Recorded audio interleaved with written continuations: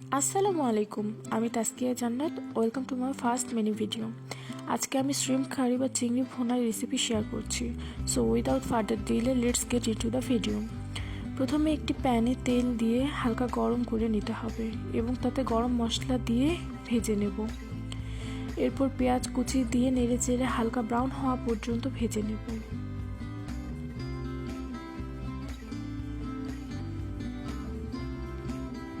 পেঁয়াজ কুচি হালকা ব্রাউন হয়ে গেলে তাতে আদা ও রসুন বাটা দিয়ে দেব। যেহেতু এগুলো ফ্রোজেন তাই হালকা পানি দিব, না হলে তেল ছিটবে।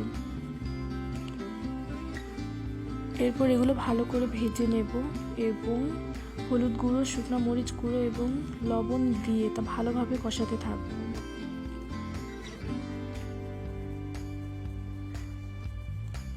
সময় নিয়ে হালকা হালকা পানি দিয়ে ভালোভাবে মশলাটি কষিয়ে নেব।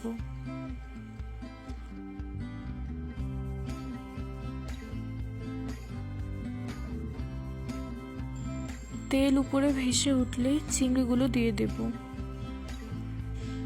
এখানে আমি রেডি টু কুক ব্রাউন চিংড়ি নিয়েছি।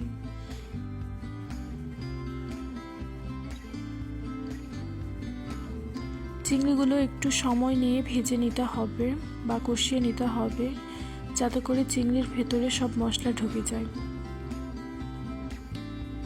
চিংড়ি কষানো হয়ে গেলে তাতে ঝোলের পানি দিয়ে দিব এবং উপর দিয়ে কিছু কাঁচা মরিচ দিয়ে দেব। এতে সুন্দর একটি ফ্লেভার পাওয়া যাবে।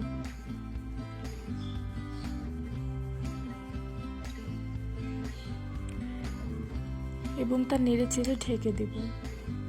ভিডিওটি যদি ভালো লাগে please do like, comment and share এবং পেজটি ফলো করে পাশে থাকবেন।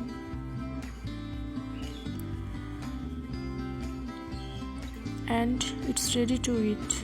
Thanks for watching. Allah Hafiz.